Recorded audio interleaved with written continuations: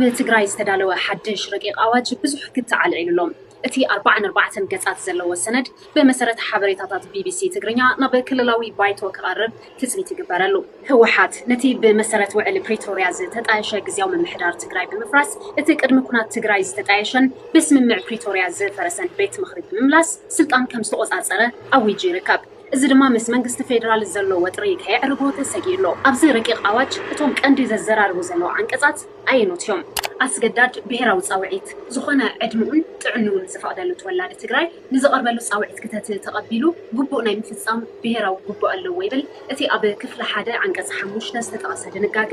ዝኾነ ኣብ ሰራዊት ትግራይ ከኣቱ ወይ ክጋደል ዘይከኣለ ኣብ ደጀን ይኹን ኣብ ግንባር ግቡእ ክፍጽም ጻውዒት ቀሪብሉ ዘይፈጸመ እንተኮይኑ ካብ 10,000 ክሳብ 50,000 ብር ተቐፂዑ ግቡእ ክፍጽም ከም ዝግደድ ኣብ ክፍሊ 3 ተደንጊጉሎ። ንጥፈታት ሰራዊት ይኹን መንግስታዊ ኣካል ብምቅላዕ ዘይሕጋዊ ዕጥቂ መሓዝን ጥይት ወይ ርችት ምትኳስን ከምኡውን ካብ ብሄራዊ ጻውዒት ንምምላጥ ምፍታንን ምትሕብባርን ካብቶም ብማእሰርትን ብገንዘብን ዘቕፅዑ ተግባራት ከም ዝኾኑ ተገሊጹሎም። ብሞት ከቕፅዑ ዝኽእሉ ድንጋጌታት አንቀጽ 29 ክሳብ 30 ድማ ኣብ እዋን ውግእ ኣብ ልዕሊ መሰረተ ልምዓት ትካላት ህዝብን መንግስትን ዕንወት ምፍጻም ምስ ጸላኢ ምትሕብባርን ምሽጥር ምብኻንን ብማእሰርትን ገንዘብን ከም ዘቕፅዕ ይሕብር።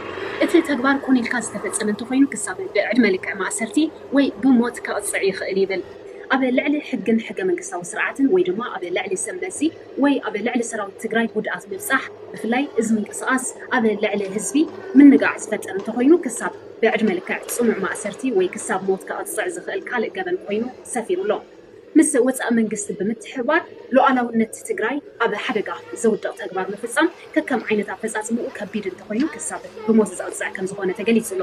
ምስ ጸላኢ ብቁጠባዊ መንገዲ ምትሕጋዝ ዝገበረ ወይ ብምምኽኻር ዝተሓባበረ ክሳብ ብሞት ከቕፅዕ ዝኽእል ገበን እዩ ዝብል ኣብ አንቀጽ 44 ሰፊሩ ይርከብ። ከምኡ ድማ ገበናት ኩናትን ገበናት ጆኖሳይድን ኣብ ልዕሊ ህዝቢ ትግራይ ኮነ ኣብ ልዕሊ ውሱን ክፋል ማሕበረሰብ ትግራይ ክፍጸም ዝጎስጎሰ ትእዛዝ ዝሃበ ኮነ ባዕሉ ክፍጸም ዝተንቀሳቐሰ ብዕድመ ልክዕ ማእሰርቲ ወይ ድማ ክሳብ ሞት ከም ዘቕፅዕ ይገልጽ። ምስ ነፃነት ሚድያ ዝተኣሳሰሩ ተግባራት ክብሪ መስዋዕቲ ምንቃስ፣ ክብሪ ስድራ ተጋደልቲ ምትንካፍን ብፍላይ ድማ ብሚድያ ዝተወደበ ስራሕቲ ስራሕ እንተዳ ኮይኑ ክሳብ 15 ዓመት ማእሰርቲ ከም ዘቕፅዕ ሰፊሩ ይርከብ። ካልእ ዝኾነ ሰብ ኣብ ትግራይ ይኹን ካብ ትግራይ ወፃኢ አንጻር መኸተ ምንቃፍ፣ ሰብ ከይጋደል ምጉስጓስን አንጻር መኸተ ምልዕዓልን ክሳብ 5 ዓመት ማእሰርቲ ከፍርድ ዝኽእል ምዃኑ ይሕብር።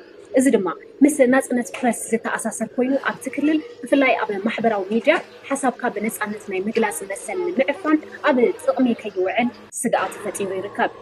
ካልእ ኣዘራራቢ ዘለዎ ድንጋገ ድማ ኣብ አንቀጽ 48 ኣብ ልዕሊ ሰራዊት ትግራይ ብዝኾነ ይኹን መገዲ ጎስጓስ ምክያድ ወይ ድማ ብጸላኢ ክጥቃዕ ኮኔልካ ምትሕብባር ተወለድቲ ትግራይ ንጸላኢ ምምልማል ሰራዊት ትግራይ ንክኸድዕ ምልዕዓልን ምትባዕን ብዕድመ ልክዕ ማእሰርቲ ወይ ድማ ብሞት ዘቐፅዕ ገበን እዩ ይብል።